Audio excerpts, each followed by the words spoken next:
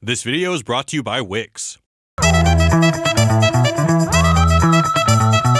Wisecrack, Jared here. BoJack is back. That means it's time to saddle up and head back to the strange and depressing world of Hollywood.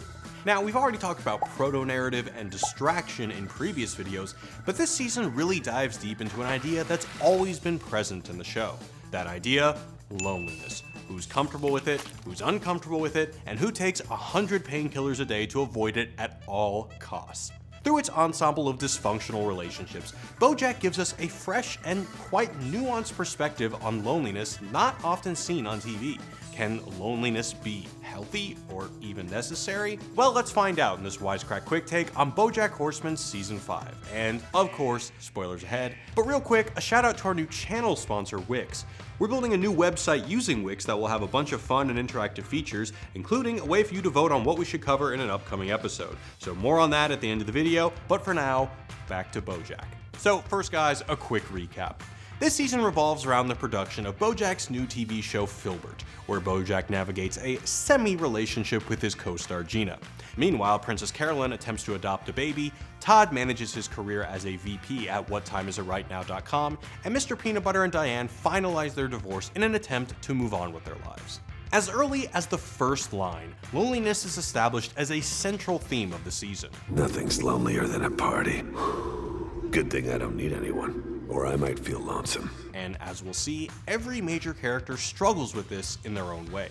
Let's start with the most obvious one, Diane, who is struggling to reconcile her identity as a newly divorced single woman. We've seen in previous seasons how hard she used to try to keep up with Mr. Peanut Butter's expectations to be a fun partygoer like him. Having to find herself in relation to him for so long only made her focus on her supposed shortcomings as an introvert while abandoning other aspects of herself that she actually liked. This is all the stuff that cool 20-something Diane had to put away when she moved in with old man Peanut Butter. In episode 2, we follow her non-sequentially across a timeline that starts with her hitting on BoJack. We could totally make out right now. During a moment of lonely desperation. Then, after finding out that Mr. Peanut Butter has a new girlfriend, she flees to Vietnam for a solo trip. Once there, she's rendered doubly alone by her inability to speak Vietnamese and her fellow Americans' assumptions that she doesn't speak English. You, Vietnam. No, me, America. She copes with her loneliness in various ways, at one point engaging in a mega brief romance with a grip. But every interaction puts Diane more ill at ease, from a conversation with Todd about something. I'm supposed to go to the roller rink later. Hopefully there won't be any mob bosses there. Well- What am I saying? That's so random. To the grip's endless pontification, Diane realizes that often, interacting with the outside world only leaves her feeling more alone. She eventually comes to terms with her romantic aloneness, apologizing to BoJack for her mixed messages and admitting that I just really need a friend right now. over the course of the season, she seems increasingly self-actualized, from being able to comfort her romantic semi-rival Pickles to performing a solo intervention for BoJack. Now, more on that later. Generally, she's able to exist more truthfully now that she's not dating someone who doesn't align with her values. Even her therapist admits that And it sounds like our time together is done. What? The fact that you're setting a boundary is good. Go forth with the tools I've given you. through Diane, we see that self-sufficiency and embracing solitude can be key to realizing the truest, strongest version of yourself. Now, while Diane is able to be happily alone, other characters attempt to make relationships work in order to avoid confronting loneliness. Just as Diane's relationship with Mr. Peanut Butter makes her obsess over her fun quotient, Todd's relationships seem to only bring out his two shortcomings. First, in his relationship with Yolanda, Todd is hurt by the hyper-focus on his lack of life direction. Why did you tell your family I went to college? Oh, I don't know. I guess I just wanted you to seem impressive. Ultimately, he decides to end the relationship. Yolanda, we need to break up. Second, he's so eager to make things work with Emily that he constructs a sex robot, which he is convinced could compensate for his disinterest in sex. While Emily isn't super into boning the sex robot, the bigwigs at whattimeisightnow.com are impressed by its moxie, and the robot is ultimately promoted to CEO. Todd ultimately destroys the sex robot and takes off his executive suit, thereby eliminating the parts of himself that were trying to please Yolanda and Emily. As with Diane, Todd's interactions show how some romantic relationships can leave you feeling more alone and more lacking. And now for Princess Carolyn. In episode 5, we get some deeper insights into her past, learning how she went from being the help's knocked-up daughter at the mercy of her boyfriend's answering machine tape dynasty, only to miscarry and find herself on her own. Instead of mourning the life she lost, she created an entirely new one for herself by moving to LA and clawing her way up the Hollywood ladder. It's worth noting that her latest journey in self-sufficiency also came after a miscarriage, the one that blew up her relationship with Milton. Once again, we see Princess Carolyn land on her feet and channel the same bravery as her teenage self in starting over after a difficult loss. While sitting in the hospital waiting to meet her maybe baby, she admits to Milton that 4th season Princess Carolyn did want him to stick around the night she kicked him out. I wish you'd stayed with me that night. You told me to leave. Yeah. I guess the lesson is, don't listen to me, right? However, later, she clearly tells him to leave, saying that she doesn't want to raise the baby with him, and this time, she means it. She's learned what she wants: self-sufficiency. Princess Carolyn's joke about her baby's name, Untitled Princess Carolyn Project, suggests that, as with her previous career successes, Princess Carolyn will manage single motherhood just fine. Alright, so Diane, Todd, and Princess Carolyn's journeys through Season 5 illustrate various takes on that double-edged sword of loneliness and self-sufficiency. Which brings us to Mr. Peanut Butter. Mr. Peanut Butter also fits this narrative because, as the character most in need of company, he's also the least inclined to self-reflection. So, I'm not tough enough, huh? I'll show them how tough I can be.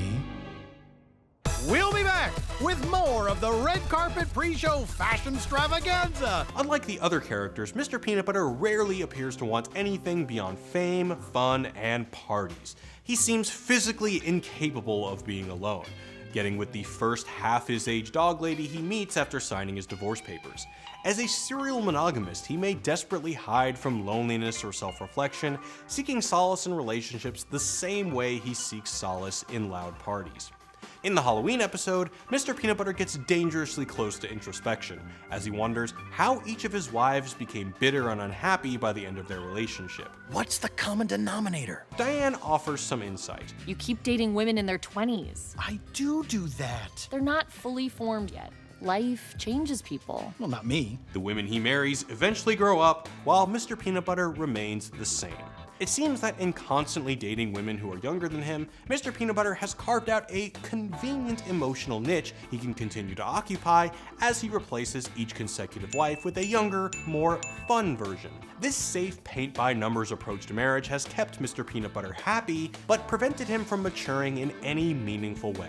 Ultimately, Mr. Peanut Butter reveals himself to be truly pathological in his need to be coupled up when, instead of telling Pickles the truth about his infidelity and risking losing her, he decides to put a ring on it. And finally, our boy BoJack. While Mr. Peanut Butter may be needy, at least he's totally upfront about it. BoJack, on the other hand, has a more complex and more painful relationship to the outside world.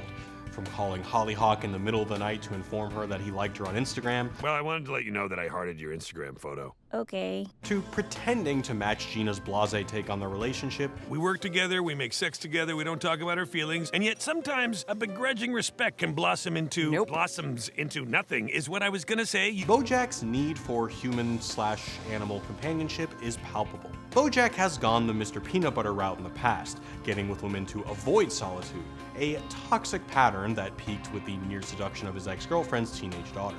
This season, he's kind of dating the supremely jaded Gina, who doesn't appear to need anything from him emotionally. I love being alone. I wish I were alone right now. Leaving him just as lonely as before. So he decides to bypass the whole learning to be alone with your thoughts thing by altering his state of being. Enter painkillers. Writer Johann Hari makes a compelling case for considering drug addiction as a disease of bonding. Humans have an innate primal need to bond, and when they're unable to bond with other people, they'll bond with a negative behavior like smoking or gambling. Essentially, he argues that substance use is a substitute for meaningful human connection. And while researchers are also studying how other social and economic factors can influence addiction in the fictional world of BoJack, loneliness seems like a close link. BoJack finds solace in drugs even as they embed him deeper into a fantasy world. Increasingly cutting him off from the people around him, he begins to see friends and loved ones as tools for getting what he wants. Gina is a tool for helping him seize the limelight, and Hollyhock is a tool for helping him steal his pills back from Gina's medicine cabinet. our sense of BoJack's loneliness is augmented by the Filbert TV show narrative. Filbert is a hard-boiled loner detective with a penchant for secrets and grisly voiceover. Why do you still use a landline? What am I supposed to tell her? I'm just an old-fashioned guy? Or maybe I like things that are plugged to the wall, something to grab onto if I start floating away. From the opening lines of the series, BoJack tries to imply that he relates to the character as a fellow loner/cynic. This develops into an ongoing joke about the similarities between the two. The set of the show looks exactly like BoJack's house, and BoJack's constantly wearing his Filbert costume off-set. It's a costume. I just finished filming a show. Normally, people return the costume. Also, BoJack frequently reads too deeply into his character's narrative, despite reminders that it's not about you, you know? It's Filbert. By the end, he's become so dissociated he's completely lost himself in the character. Even the character Filbert loses track of where he begins and ends, inventing a make-believe partner who he blames for his wife's murder rather than taking responsibility for it. There's no record of you ever having a partner at all. What are you saying? You killed your wife, and the chief, and the coroner, and the others. Similarly, BoJack loses any distinction between himself and Filbert, also because he can't cope with the horrible things he's done. The result of this disassociation? BoJack pretty much retreats into a fantasy world where he does crazy shit like choke Gina. At one point, he comes face to face with the bloated balloon version of himself, as if to illustrate the fact that his inability to face himself is ultimately to blame for all of his problems. In an interesting moment in the season finale, BoJack begs Diane to write one of her internet takedowns of him. He wants everyone to know about his worst behavior. He wants to be despised, chastised, and punished. Here, BoJack craves the feeling of being held accountable by the world for the same exact reason he craves its company, praise, and romantic attention. Because he has no consistent sense of self. He needs the world to reconcile his persona as lovable Hollywood leading man and narcissistic creep because he can't seem to do it on his own. A self-actualized Diane is no longer interested in playing BoJack's games and diagnoses his request for what it is: self-serving. Eventually, Diane convinces him that the only person whose job it is to hold him accountable is himself. I am asking to be held accountable. And I'm telling you, it's not gonna happen. Whatever you put in that story, no one is gonna hold you accountable. You need to take responsibility for yourself. And faster than you can say Narcotics Anonymous, she's persuaded him to go to rehab. So what are we to take from BoJack Season 5? You can't rely on other people, BoJack. Well, not quite. BoJack and his dad certainly know how to put a pessimistic spin on relationships, but we shouldn't buy into their bleakest insights. While we can't hide ourselves in the company of others, we have options beyond live and die alone. While romantic relationships may fail or prove toxic, it's the platonic friendships that radiate through Season 5. Whether it's the budding roommatehood between Todd and Princess Carolyn, or the lasting bond between Diane and BoJack, they may have their ups and downs and stolen cheese sticks, but they prove uniquely enduring. BoJack starts the season claiming he doesn't need anyone, but he ends it knowing there's one person he can count on: his friend, Diane. So what do you guys think? Are we all alone in the world? Are romantic relationships elaborate traps for making us feel bad about ourselves? And is there power in being able to tolerate loneliness? Let us know what you think in the comments, and as always, thanks for watching. But before you go, we have an announcement. In the coming months, we're going to be launching some exciting new community features on a brand new website created with our new channel sponsor, Wix. Wix is a great platform to create websites for any new project, business, event, blog, or pretty much any endeavor you can think of. We've been planning out our new site and have been blown away by all the options. There's the Wix Pro Gallery, which is an amazing multimedia gallery where you can post and enhance your images, Wix Events, where you can set up everything you need to put on a show or a party, and the Comments app, which you can include on your site to interact directly with your audience. It's all very professional and high quality, and you have total creative freedom to use their tools and create your own personal, unique, and original masterpiece. So, whether you've never launched a website or you're a seasoned pro, we encourage you to try out Wix and see what a great experience it is. And stay tuned because we have some exciting stuff rolling out for you on our Wix website that will help us connect further with you guys. So, thanks for watching, and as always guys, peace.